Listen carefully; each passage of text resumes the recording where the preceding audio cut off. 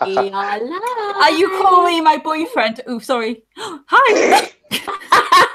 Hi, good evening, and welcome to the IBD Ostomy support show. I'm Louise, aka Crohn's Fighting. If you just caught on to the back end of that conversation, CC UK t-shirts, and Steve's telling Rachel that she has to earn it, and she can't wear it out in public unless she's earned it, because you get questioned for wearing it. Yeah. Hi, good evening. Okay, this evening we are talking about young carers, and we're also talking about the impact that illnesses and surgeries have active partners, family members, friends. So we're just having a little bit of a free for all. It is it today, Rachel, Winnie the Pooh Day? Today is Winnie the Pooh Day. It was when I can't remember when Winnie the Pooh was born by A.A. Milne, but that's not how you say it. Milne.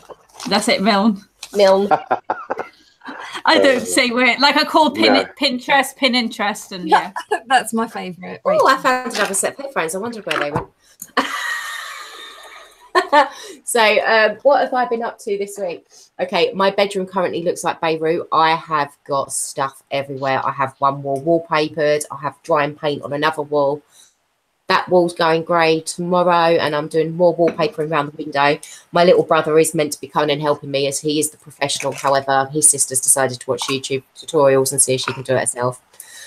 Best not mack it up, because it's the best part of 80 quid's worth of wallpaper. So I might just do the first drop and just wait for him to come and do it. I've had a pretty... my Crohn's is still impacting my periods like you would not believe. So my small bowel MRI at the end of this month cannot come quick enough.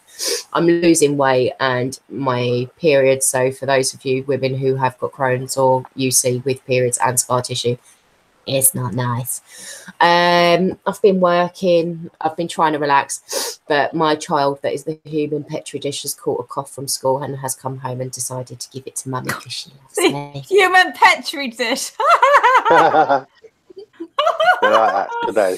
You're having a laugh, aren't you? It's like trying to get Satan itself out of bed in the mornings at the moment. It's not a pleasant experience.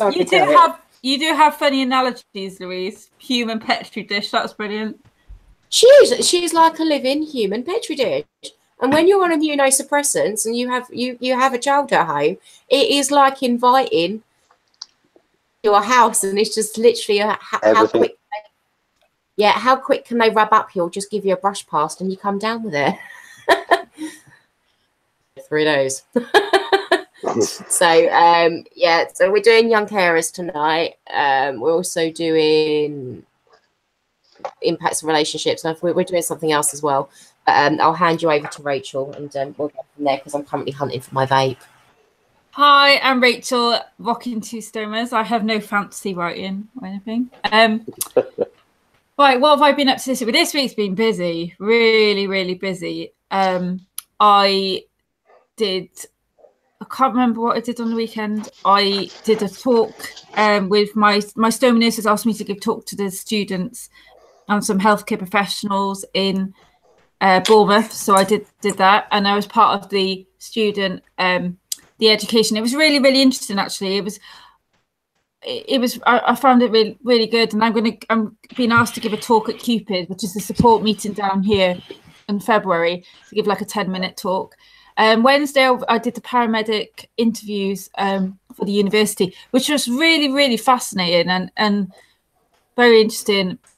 I had to, I didn't this time, but I had to, next time I will have to try and be a family member and act like the paramedics giving me some bad news and how they respond to it. It was really good. So that was nice to be back in university, because I did my degree in radiotherapy. So it was nice to be like going back and getting part, helping the Oskies. Then today I've been to the beauticianist most of the day because getting ready for the holiday. So we had a conference call today, and we got some more details. So it's going to be really interesting, very busy, and won't be a holiday, but we should get something good, a film out of it. So that's good. And just lots of things coming up. I'm going to Peterborough for a day at some point, and yeah, lots of events coming up, and just trying to stay well and rest. This week I've lost more weight. I've been eating this week, but I've lost more because something's not right, I don't think. And so when I get back, I've got an endoscopy and this colonoscopy, so we'll check to see if anything's going on. And I think that's me. Steve and I won't be here next Thursday, but we will be back the week before. Week after. Not before. I'm half asleep. And that's me. I'll pass you to Nat. Hi, I'm Natalie, aka the Story Mummy. We've had a bit of a busy week. We had the boys at the weekend, which was really fun. Then Monday, I got my new phone. Exciting. Ooh, what phone? It's I don't know, I call it the Hawaii phones. It's like 3s. Oh, yeah. I had one of them before. Was it the 8 I had last time? And I've upgraded to the 10 or something. I don't know. But, it's cool anyway. Tuesday we had Layla for the day, and it started to snow in Halifax. So we would drive home that night. I had an appointment at 9 o'clock on Wednesday morning at the hospital. So the plan was to come back. Luckily, I got a call at lunchtime saying, could we put you back till Thursday? So I said, yeah, that's fine. Because we didn't get home. We have to drive Layla back to Huddersfield from Halifax. And I was going to go straight home from there. Steve was going to go home on the train. But in the end, we ditched going back because the traffic was horrific. It took us 4 hours to go from Halifax to Huddersfield and back to Halifax. So it can take us sort of like an hour in bad traffic, but 4 hours was just ridiculous. Wow. The snow wasn't that bad. It was just gridlocked everywhere. So we ended up getting snowed in. And like I say, luckily my appointment had already been changed. But we finally got home yesterday. And today I've been in and I had my first Stelara injection. So fingers crossed that starts kicking in soon and will help things, because I am shattered all the time. I'm so fatigued. So I'm tired now, but I don't know whether it's from the injection or just, to be honest, I'm tired all the time at the minute anyway. So, but yeah. Natalie, stay on that as well. Stay on Stelara. Yeah. You're both on it. Wow. I know, yeah. He started it last year, and then now I'm going on it. And I've been on methotrexate for like years, but he starts that next week as well. So we're both. Wow. Similar. So that won't. But yeah, it went really well. I had to go into like the day case unit and get admitted for a couple of hours, but yeah, it seems to have been fine so far. I've had no sort of reactions or anything. Like I say, I feel tired anyway, so that's nothing new. But yeah, fingers crossed. I'm back in 4 weeks for my second one, and then it will be every 12 weeks, but it can be changed to 8 weeks depending on how I get on. But yeah, so I'll hand you over. Steve? Oh, sorry. You went all quiet then. I think I went quiet, I was going to say. Yeah. Hi, I'm Steve, a.k.a. Baghdaddy, with the hashtag. My week's been full on. Wow. I'll be glad for a little break, to be fair. Had the kids last weekend. Monday, went to Manchester for a coloplast event. Still highly secret. Really exciting, really good. All this is going to come out in the wash. And then boxing training Monday, Wednesday. That's getting harder. And you were showing your pecs off with you doing your push-up challenge. It's a lot of press-ups, you know. I'm kind of, because of my OCD, I can't not do them now. I've started something now, and I don't know when I'll be able to ever finish it. So, but that's coming along well. The boxing, I'm loving the boxing training. We've got an actual date now. There's 6 weeks left of training. It's the 4th of Sunday, the 4th of March. I'm gonna have Baghdaddy on the back of my t-shirt, on the back of my vest top. Gonna come out to House of Pain, jump around. I think it's a banger to come out to. Got ringside seats as well. I've had a chest infection, which I thought was just a cold, the tail end of a cold, but I was right. Dr. Rachel was right. Yeah, he was right. I'm on the antibiotics for that now. They sort of said, well, you can't really have these antibiotics with methotrexate, okay, and you can't have these ones with the blood pressure tablets, right? So it's just a bit of tweaking has gone on, so I'm able to have them. This part of the flat's really tidy. The rest of it is absolute full of stuff that needs packing. I've got that many jobs to do. Tomorrow I've got to see my dad and then drive down to see Rachel. I haven't vacuumed, Rachel, just to let you know. That's fine. Mine's not good either. That's pretty much it, really, yeah. There's lots and lots and lots going on. Just haven't got enough hours in the day at the moment. Really looking forward to the holiday. That's going to be brilliant. All very exciting, and I've been asked to be a chairman of the IBD panel at the hospital, which I don't know about that. It's really good. It's kind of like at work today. I got asked, if I wanted to be I don't know. I can't even remember what it was called, but I just said no. It's too much. You can only spread yourself that thin. You know what I mean? Yeah. And that's it. Looking forward to the show. And a bit of a rest. I'll probably get to bed about 12:30, 1 o'clock tonight. Stressed. I'm so like, you're stressed. Not stressed. Just everything's full on. I can't wait till Monday morning and we're on the plane, and I'll be quite happy then. It's hard because we're not allowed to say too much, so it's quite stressful knowing how much we say, how little we say, and not to give the game away. And it's just when we know kind of what we can say, then it'll be easier. Yeah, it will. I can say that I saw my film that come out, my advertising film for something that I can't say, but that was really good, really professional. I'm quite proud of that. When is that coming out? Do you know? I can officially put stuff on my Facebook. February the 2nd, I think the lady said. Oh, not long to go then, love. No, but it's really good. It's something I'm really proud of what's gone on. I couldn't have imagined that it'd have gotten as well as it did. Everything's and it's only January. It's ridiculous. So all said and done, it's going to be a busy year by the look of it. Yeah. Yeah, we're all busy one way or another. I know, yeah. Everything sort of took off, innit? And that's me. I like being busy, although my head is fried. It's good. Well, it's coming up to it. Rach, your blog's been a year at the end of this month, hasn't it? 3rd of January was I started mine. That was my blog anniversary. Is it? Yeah. I didn't know you guys until you messaged me and Stephanie messaged me. Mine's a year in February, and then the show's a year in April, I believe. Can we have a party? What, we're having a show party? An online party? Yeah, let's have the little hats and a I think T-shirts is a good idea. Oh, yeah. I said as a present, and I am currently looking into that because me and Rachel have been discussing it. I was going to try and get you all a little cup with the IBD. Oh, that'd be good. And Ostomy support show on it. Because we always have a cup. We always have a cup of tea, don't we? If you really want a T-shirt, I can get the IBD and Ostomy support show done in the corner, and I can get our mugs plastered across the back. Oh, not in the corner. I think it should be in the middle.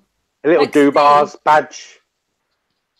Yeah, and we can have Richard this badges on, because do you know what? I've been clearing up because I'm trying to get rid of all the stuff for the new furniture to come in, and I've got his badges sitting in my. So I've been keeping them safe. Oh. No, he gave them to me. I did not nick them. He gave them to me at Purple Wings. Jesus, I'm not that much of a kleptomaniac. Hasn't also, we should mention that I haven't seen it yet, but Blake, I can't remember his second name. Beckford. Because been live on Channel 5 today, hasn't he? Has he? Talking about I didn't see, I put it on and I think I just missed it. Was he refused? I'm getting told off by Richard now. You dropped me right in it. He was refused to use the toilet. He had a leak, didn't he? Yeah. Sorry?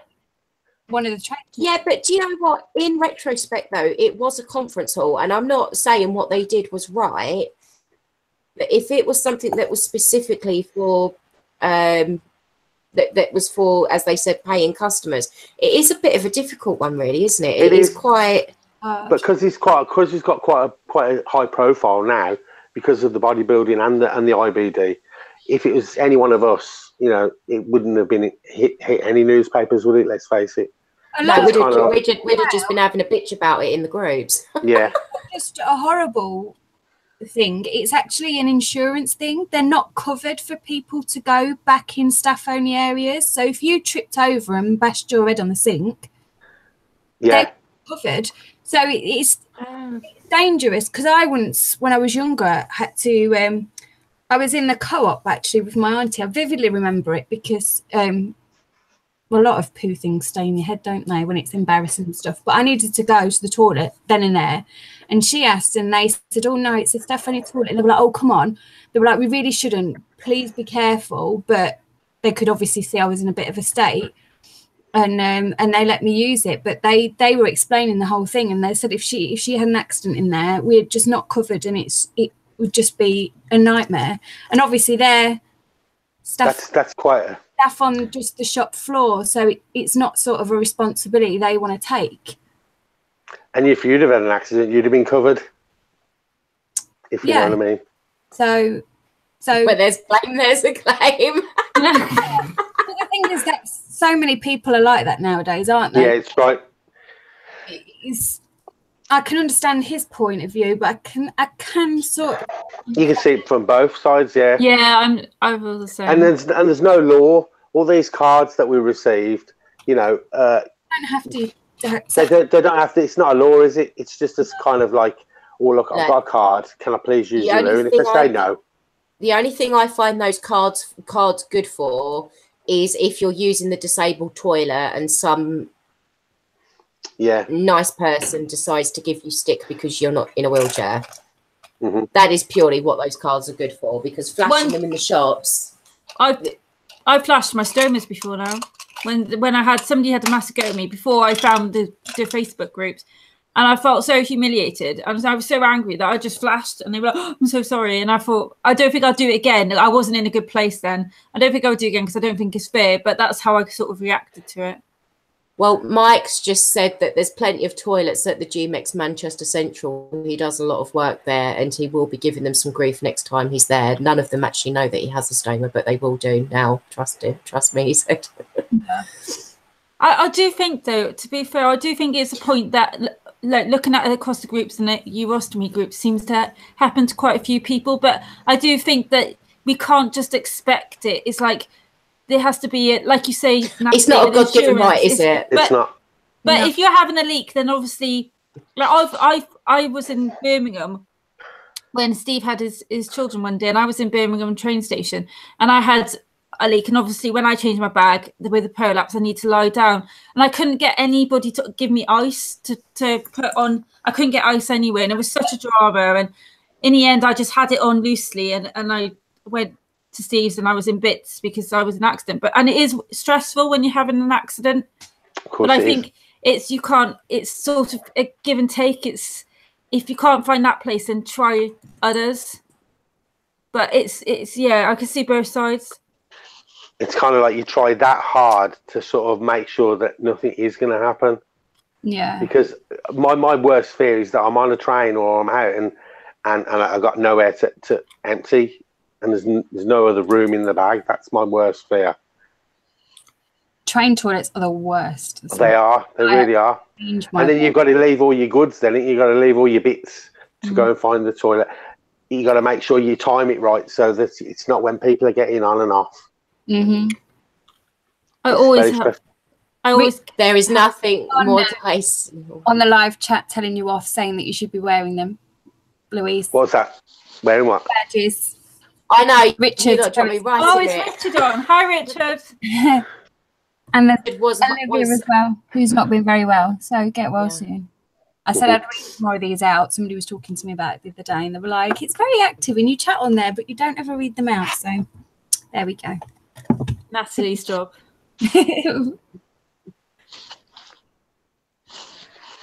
Right then. Yeah, he said, Mike just said when we was on the trains last week, and I was going to Cardiff, Mike was going up into London, and we was both talking about the debate of trying to empty your stoma bag on a high-speed fast train as you're going around the corner, because those high-speed trains, even though they're fast, they ain't half move.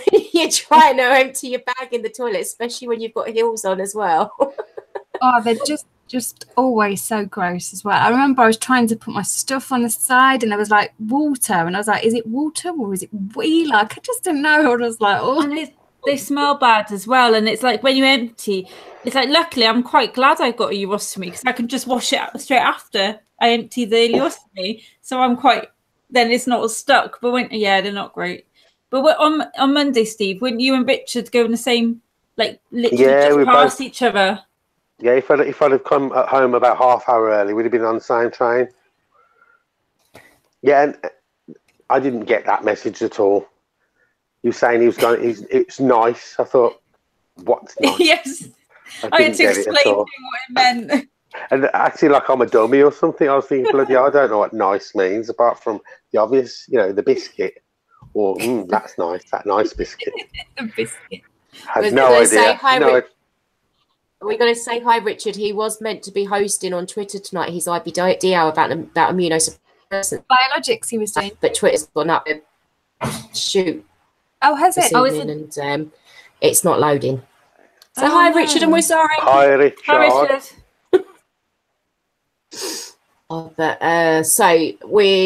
Because we went a little bit of a tangent there about the responding and the responding to like the stuff that's been on Twitter and everything this week. It's so yeah, the impact that us being ill and surgeries and everything else has on other people. So what do you think? I think I come from a bit of a different, well, no, I don't, I suppose. I was obviously married, and although I was very well at the beginning of my marriage or relationship before we got married, obviously the last couple of years I was very unwell, and it became very apparent that he couldn't cope with that at all. Now I'm with Steve, who's also unwell, so it's a bit weird, slightly different.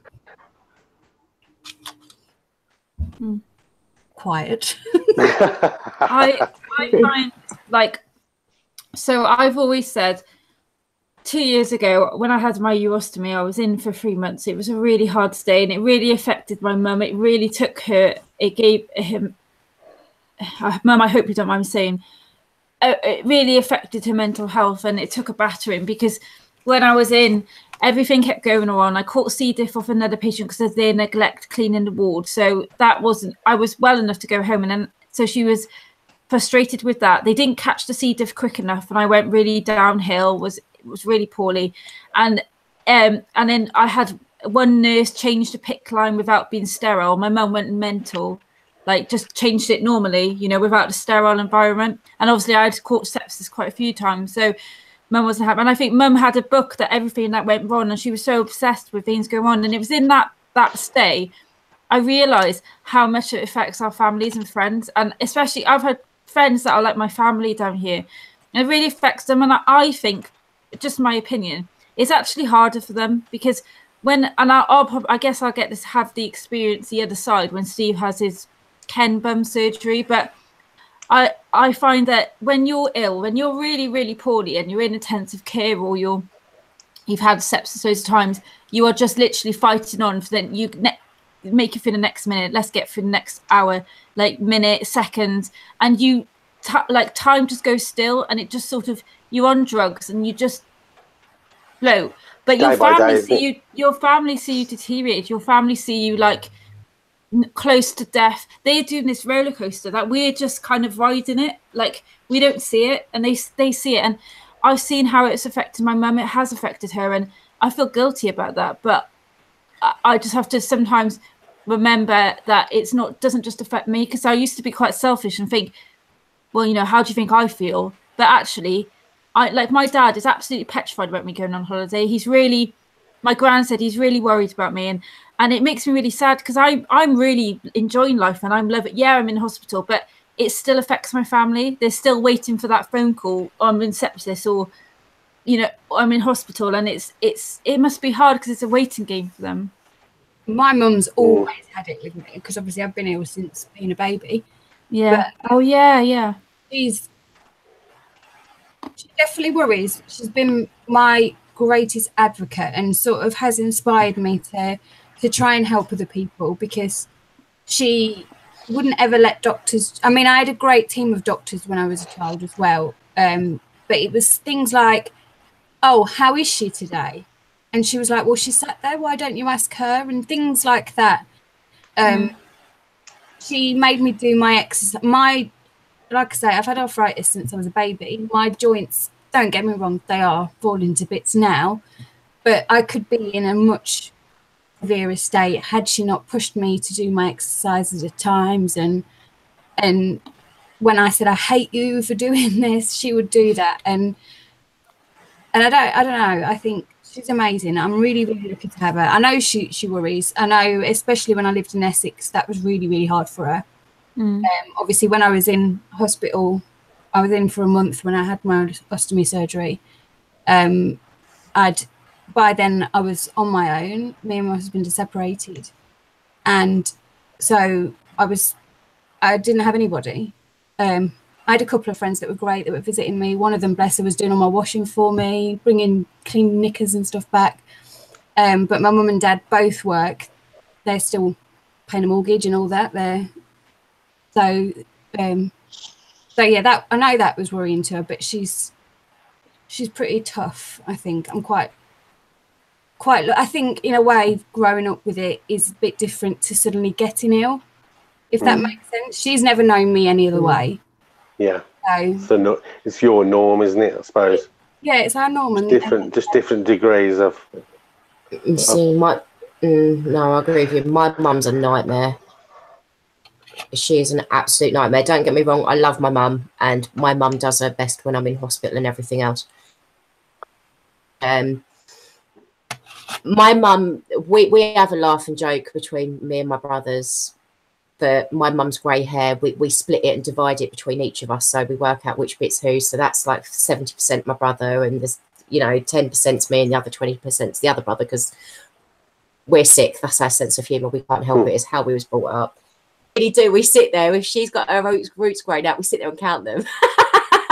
But that's just us, it's not done in malice. It's just the sort of thing that we find funny. And she's always moaning that she's grey, so we go, well, that bit's David and that bit's But my mum, when she didn't know what was wrong with me prior to the Crohn's diagnosis, and when they said I was anorexic, even though when I went to the thing and they said, no, you're not anorexic, and they did a referral, my mum was horrendous. It's to this day, it's why I don't drink things like milkshake. It's why I can't eat certain foods, because my mum used to make me. Now, when you're 18 years old and you know that you're not well, but you bury your head in the sand, you don't really want to think what's going on is happening. So my mum used to sit there, and my mum used to force me to eat. If I weren't hungry, she used to make me sit there and eat, because I had to gain weight. I'd lost so much weight, and I think by then, at one point, I think I was down to about 7 stone, which for my height and for my build is not healthy. And she used to sit there and she used to force me to eat. I go, but Mum, I'm not hungry. It's things like why I don't like cream and other bits and pieces, because she used to make me hot chocolate up with double cream. Oh, my dad used to do that when I was 7 stone. Or condensed milk to try and fatten me up. It's why I don't like Complan, because she was giving me Complan with the meals, and trying to eat that, especially when your tummy's really bad, it's not good.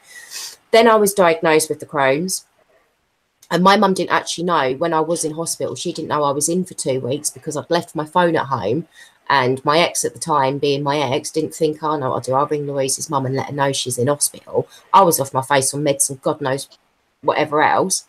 So when my mum found out I was in hospital, she sort of went bandy at me, and I think she got up the M25 from where I was, which normally takes an hour and about 30 minutes.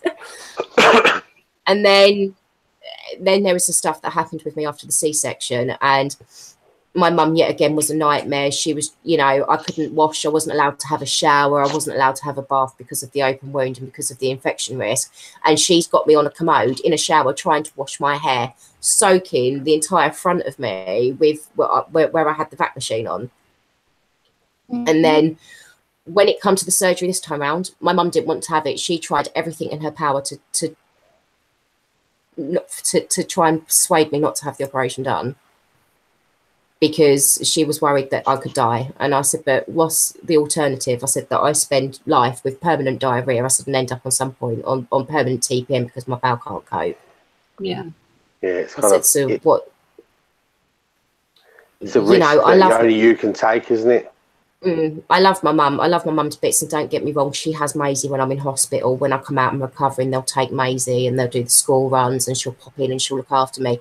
But sometimes when it comes to it, I prefer my dad to my mum, because my dad's like me. My dad makes a laugh and a joke of it. My dad will pop in to check on me, but he knows I'm more than capable of looking after myself.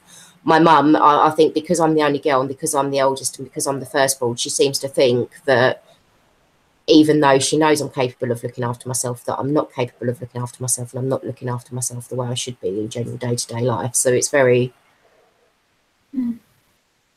I think they probably think along the lines of, nobody can look after you as well as I can. It's just a thing, isn't it? But I remember when I had my hip replacement, my mum came to stay with me for 2 weeks to help, like, look after me just after I come out of hospital.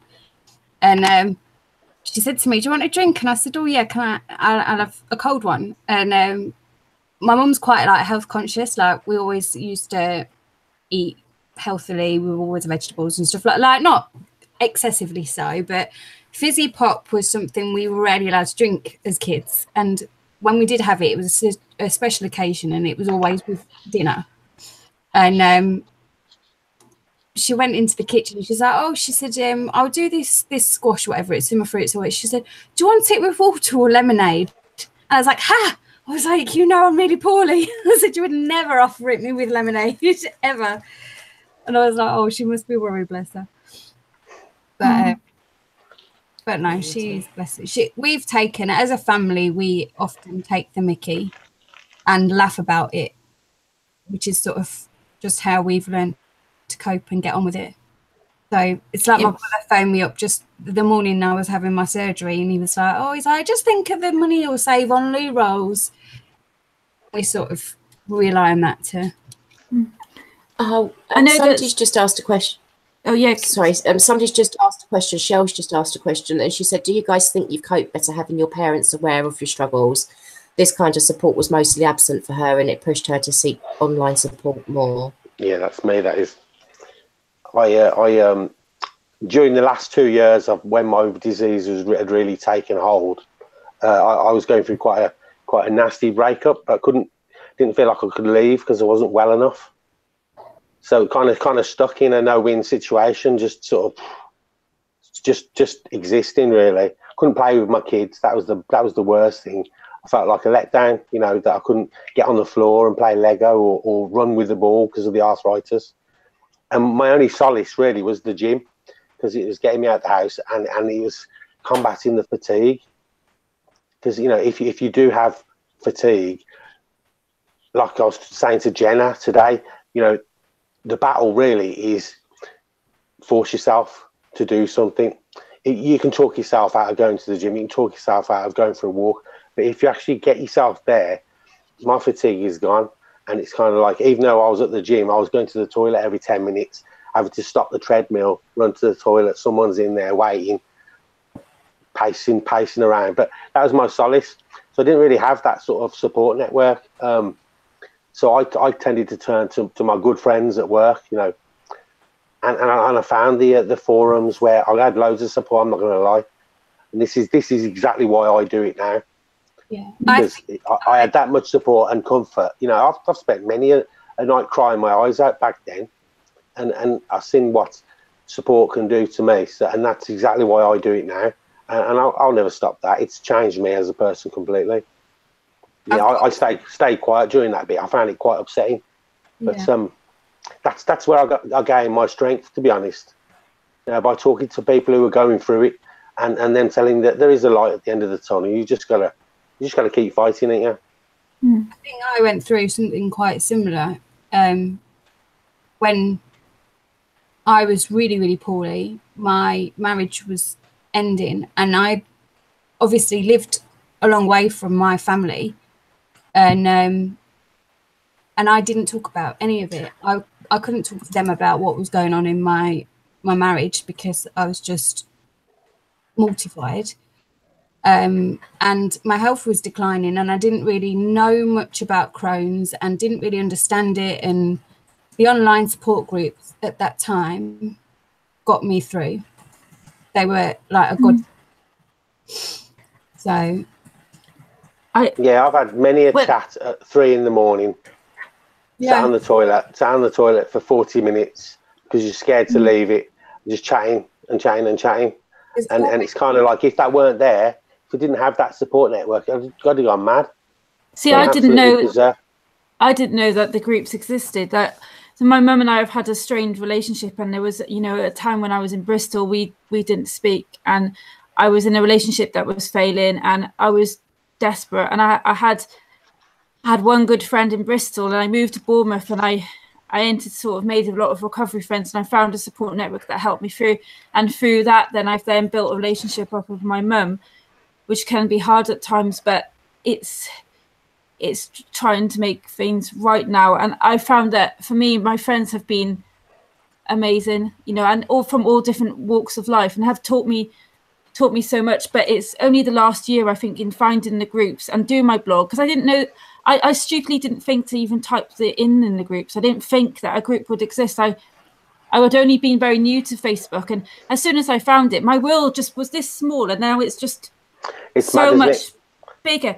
And you're right. It's like now, like, my essence of what I do is giving back. My bread and butter is helping nobody else feels alone, as I felt at times when I thought I was the only double bagger. I didn't realise there were any more of us. I used to ask the nurses, and they would say, "Oh, well, we haven't seen one." And I used to think I was, and I'm not. We've got 213 people in our group now, double baggers.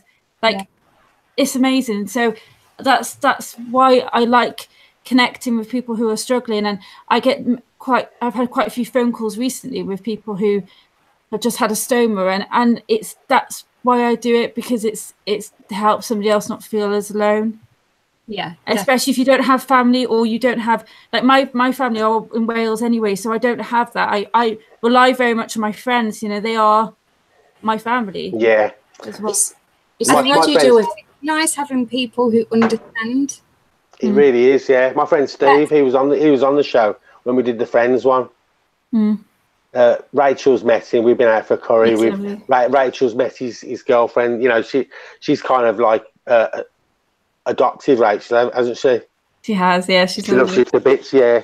And it's nice. And you know what? They've been there since then. Well, Steve has, and he's still there. And you know what I mean? You don't lose your proper mates. No, you don't. I mean, my main rocks have come and gone, but they weren't really proper mates. Yeah. My main rocks over the years is Katie, who we had on the show. That girl's been through everything. She's even shaved my legs and plucked my eyebrows and God knows whatever else when I've been unable to in hospital. My mum is very supportive, but my mum doesn't want to see it, if that makes any sense. So my mum, whilst I'm in hospital, she'll come and see me just after the op, and then she'll disappear until I'm back home, because she doesn't. Because she's seen me on the life support. Yeah, I can kind of understand that. I know, like, as a parent, it must be difficult to see your flesh and blood going through that. I'm not saying that's right or wrong, but each of us have a different way of dealing with something. I can understand it. I can understand it. I think she needs to realise, though, sometimes some of this, especially if you are close to your parents, sometimes all you want is your mum and dad, even though you have partners. Yeah. There are times when I can understand. Obviously, I've been on life support. I've been on the high dependency unit more times than I care to count, with all the surgeries that I have had done over the last 10 years. Well, I do get it, but sorry. Yeah, but I get why she doesn't want to see it. But I'm like, well, if that was Maisie, I'd try and make sure that I was there every day. I know it sounds a bit selfish and a bit arsey, but it goes back to the age-old question: are you ready? do you show your stoma bags or not? Now, there are lots of, like, obviously all of us are very pro getting our bags out and showing that you can live life to the full. But there are people that are older. There are people that are secret. Like my dentist has just had his stoma. He was in, I saw him Monday. I gave him the Stoma Wise calendar. He was blown away. But he said to me, he said, I cannot believe how many of my patients have a stoma, because he tells all his patients. And he said, like, but not just that, how many think it should be secret? And I think it goes back to the question of, some people think that you shouldn't talk about it because you wouldn't show your arse. And it's back to the question. We're all very out and proud, but not everybody has reached that, and not everybody has. And it depends on age. And there's so many. I'm not saying that if you're older, that's how you are, because there are some people that do. But it depends on how you've been brought up, and loads of different factors, I think. But neither's right or wrong, is it? Let's face it. It's down. I think it's down. It's got to be down to since I became open about my stoma, about everything to do with my IBD, my bag, I've become a much stronger person. I don't have to hide from no one. If someone's going to take the piss, then let them. Do you know what I mean? Fair play to them. It doesn't really bother me anymore. It's, it's one of them. This is my life. I'm quite happy to show it. Okay, I don't post everything on my regular Facebook. So I suppose the normies are kind of like thinking, oh God, he's talking about his bag again. You know what I mean? Which we all would get that. So there's certain things, obviously, that you just keep to the support groups. But it's nice to see the amount of people coming out and being proud, because it has saved our lives, because it has given us back our dignity and make life worth living again, really, hasn't it? There's quite a few people in the chat sort of saying things like Facebook didn't exist 20 years ago. So a lot of people that have had them a long time have no support, had no support at the time, had to grow up hiding it. It's like Graham said last week, it's like Graham said that he because he got told as a child, don't tell any of the other children, how that psychologically has impacted him for the rest of his life, and how now connecting with the groups, he's kind of break that mold, almost done counselling without counselling, but actually focused on that problem and has changed it around. But it's how something so simple can be put in and then we stay like it. And it must, to have a stoma years ago must have been really difficult, because it was completely different to how it is now. People, advocates, people who put the stories in the media and get pictures out there, pictures on Instagram. Makes me feel so proud when I see so many people are full of bags out. Makes me really proud, because I didn't realise it existed. The picture that they did on the shitbags page. That was brilliant. I jumped in. I tried to get you on that, Rachel, but you didn't respond anyway. I showed that picture to a couple of my mates at work on the dinner table, and they were like, they were blown away with the amount of people. Couldn't believe that. I mean, that's just like a little shaving off the top of how many people have it. But they couldn't believe, and the youngsters, and thinking like, wow. And I'm saying it's massive. It's just the fact that it's a secret. It's hidden away. These are like forums that we're on.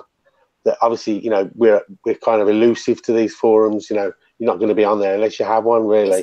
It's not. If you think about it, if you had a disfigurement that was on your face, or something that was on you that could be seen and couldn't be covered up, then it's looked at. Whereas with stomas, it is, like Rachel said, the age-old question. There's 50% of people that are going to be out and proud, and there's the other 50% that just don't want to show it, or can come to terms with it, or come to grips with it in some occasions. They're quite happy with their stoma, accepting of it, but just don't show it, and that's fine. Like that's choice, isn't whatever works for you, isn't it? Really, and it's individual preference. Like when I was in the dentist. My this was a couple of months ago. My delivery company Respond called me, so I answered in the dentist, which it says that you can use phones. I answered and I just said blah blah blah. I need this. That was it. Then this woman started kicking off with me, and it turns out, and this other woman was supporting me, and I was so angry I left the room. Anyway, I didn't put this on social media. And I found out on Monday, he said that the woman that complained, she actually had a stoma, and that's why she complained. She didn't think I should be talking about it in public.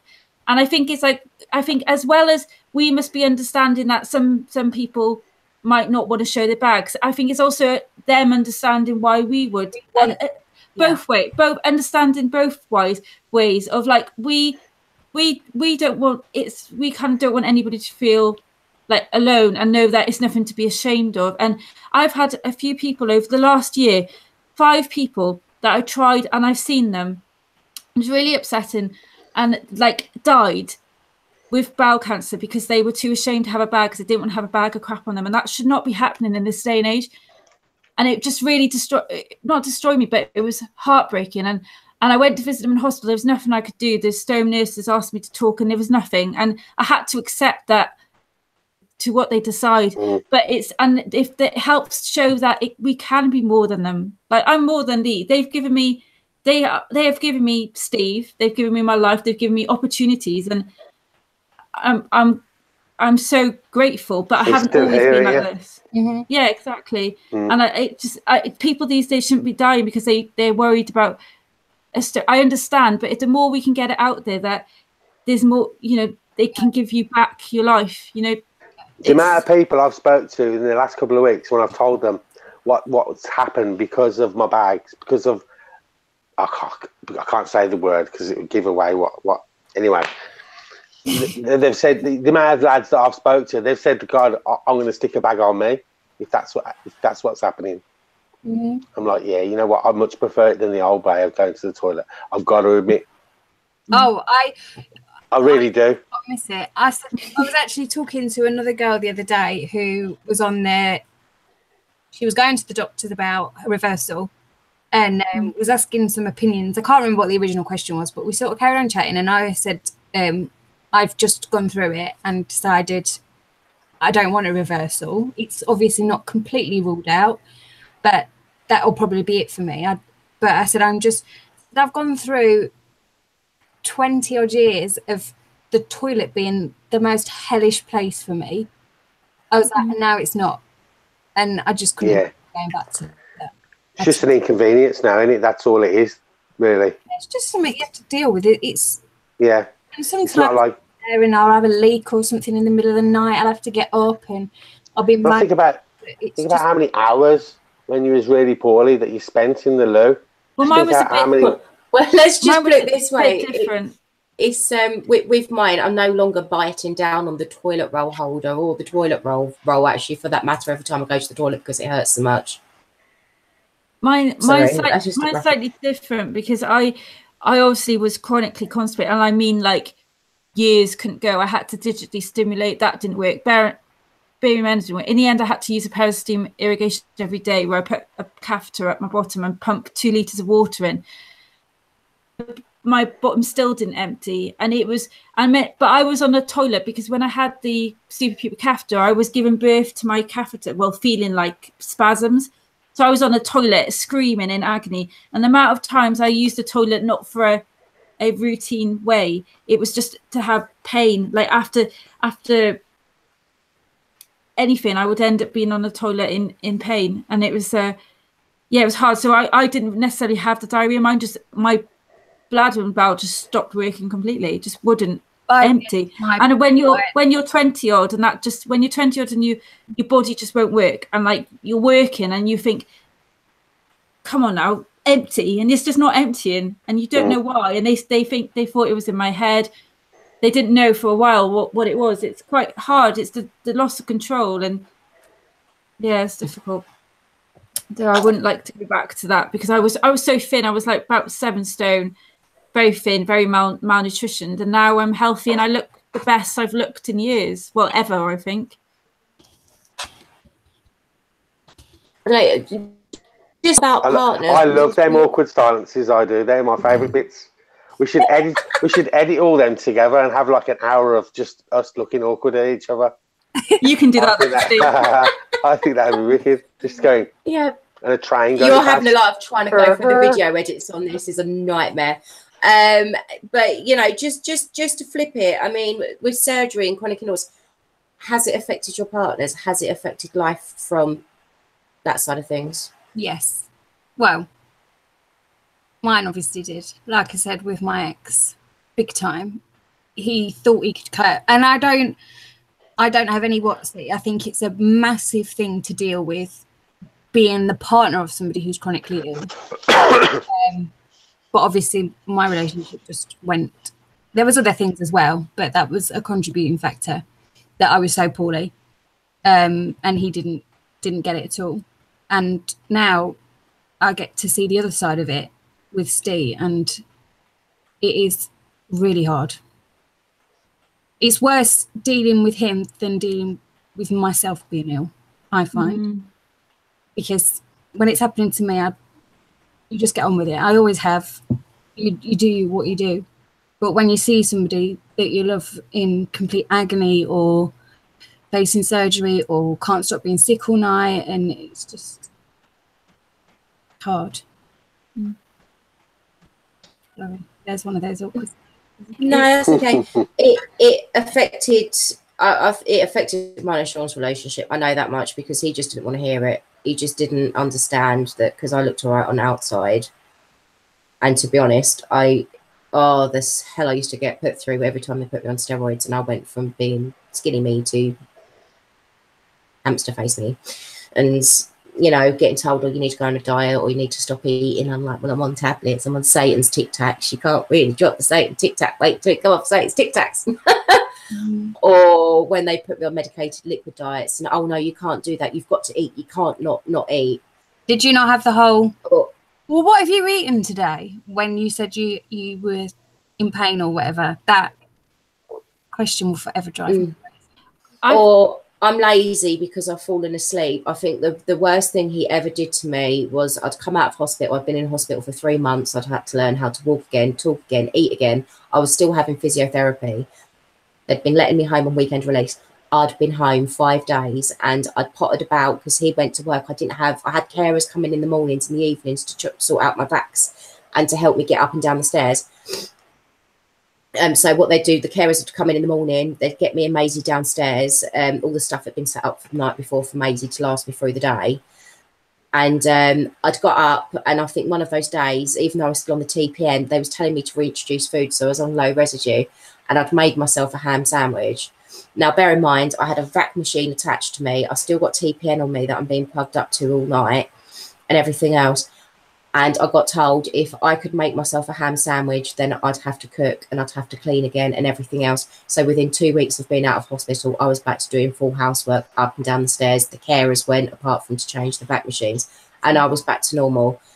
And that was so harsh. When I look back and think about it now, it's why I ended back up in hospital as often as what I did in those 3-year periods, because I wasn't resting enough to recover to get better from what I'd had done before. Because my mum caught him screaming and shouting at me once when they took me in for acute renal failure because I'd had a stomach bug. My kidneys started shutting down. My creatine levels were all skew with like what happened to me in December, and he was shouting at me, so I had to discharge myself from hospital because I had to go home.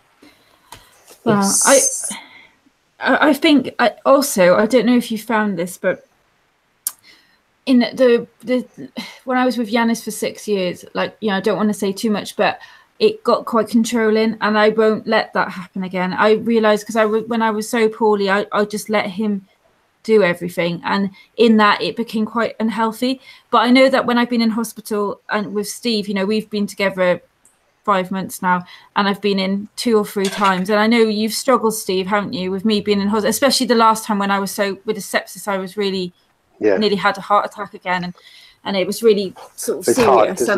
It's a distance as well, isn't it? When I was calling you, waiting for the ambulance, and I was nearly collapsing, and it was taking too long, and they went to the wrong house, and it must be hard, like, because I guess I'll see it for you in September, but September, June, July, June.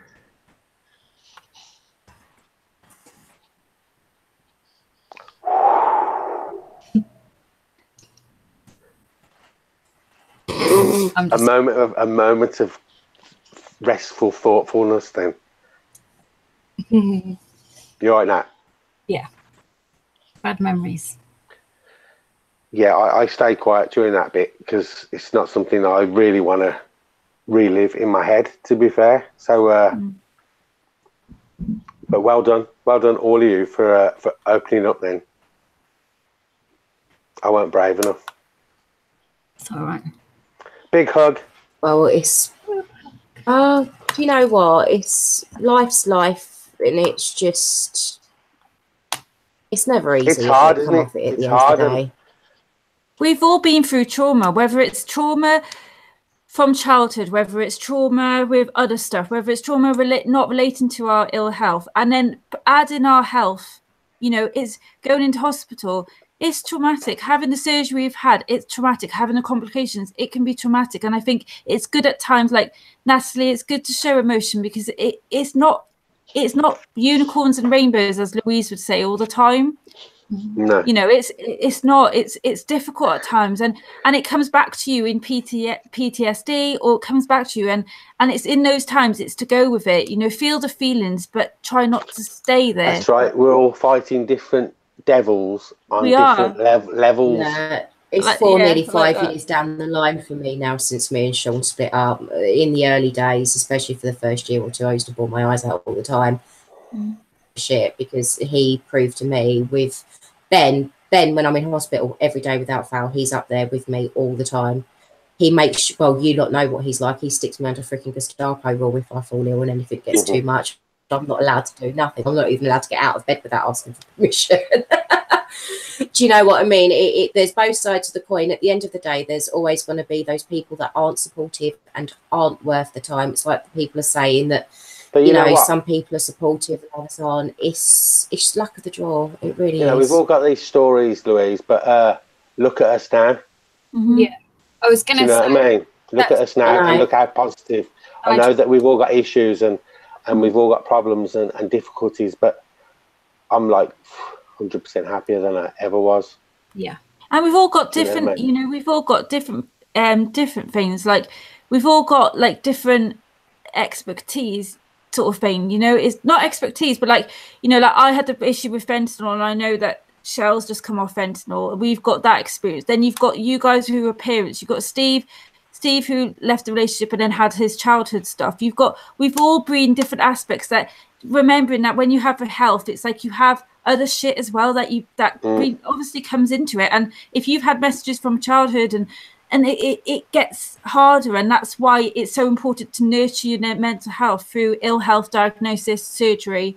It's tough, and I think the key is communication. To keep talking and reach out.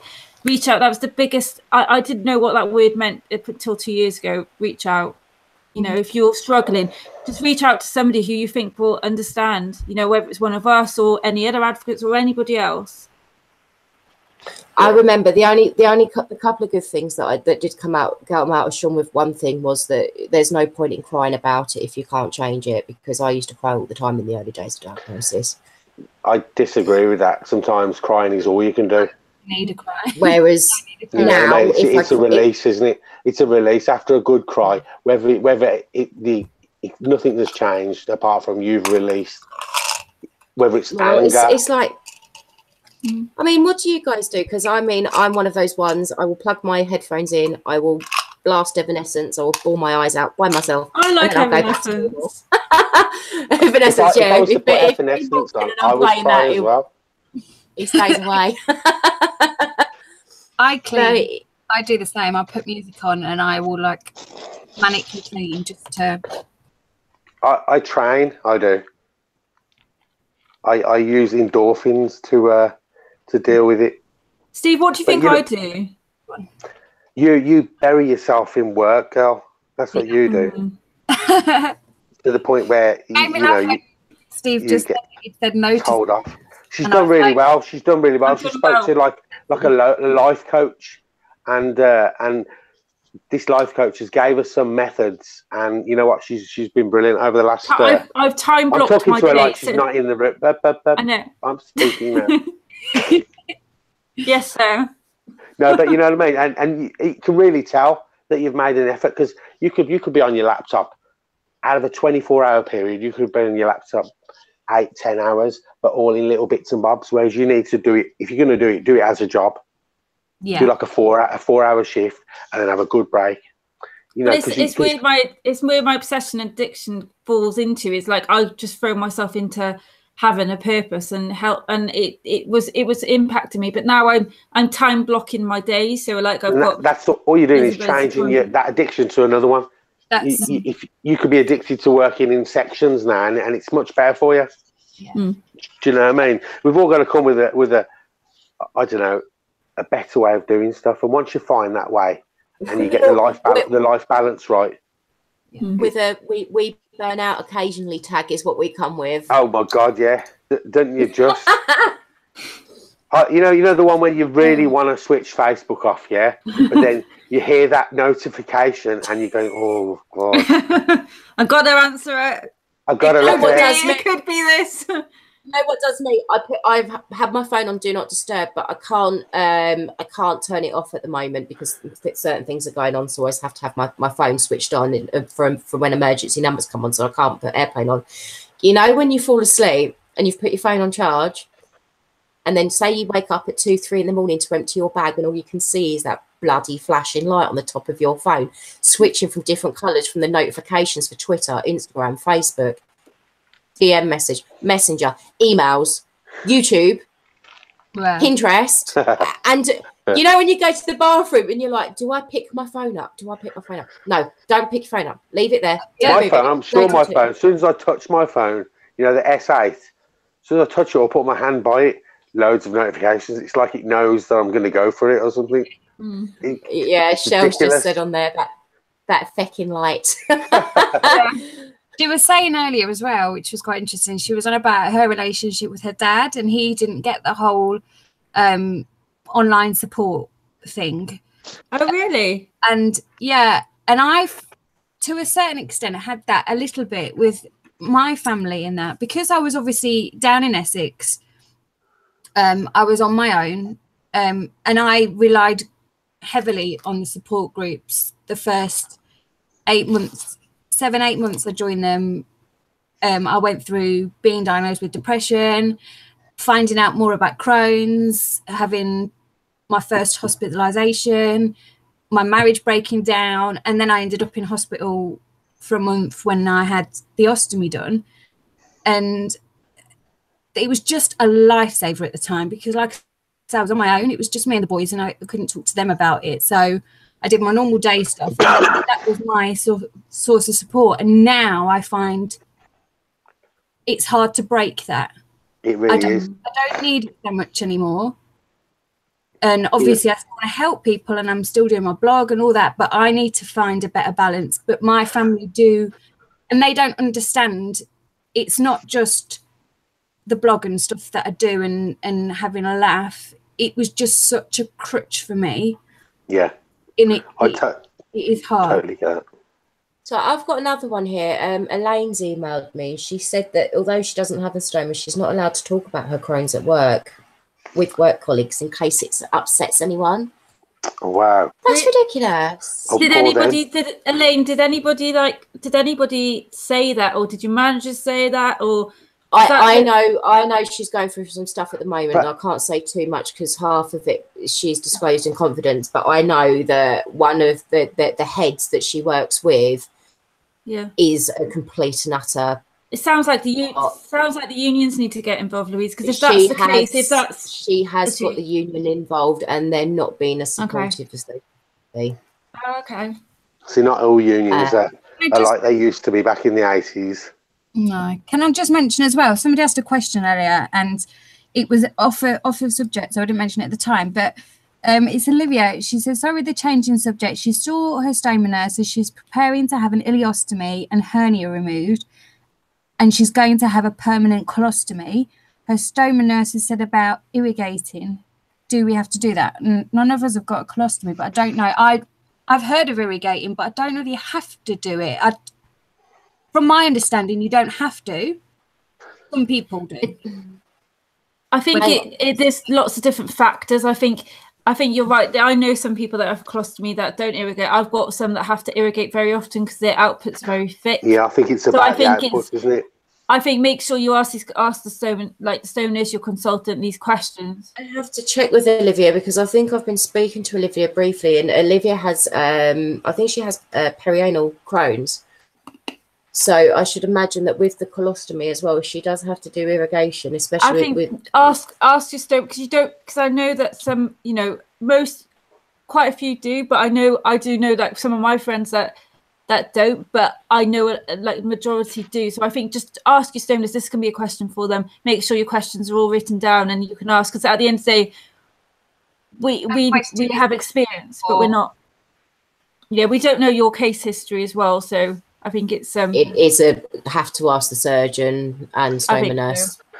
Yeah. Yeah. So Graham said he has had a colostomy for many years before his ileostomy and never irrigated. Shell says irrigation is optional and not all are viable for it. Sarah Squire on the UK support group is a great source of advice on this. She writes an irrigation column in the Tidings magazine, so it might be. It's down to the individual, isn't it? And their case, their personal case. That's what I thought, but Colostomy UK, you know, they've changed their name to the Colostomy UK, not Colostomy Association. I keep getting confused, but get in touch with them as well, because they will have more information. As Shell said about Sarah, she's great and very knowledgeable. I met her at the UA event.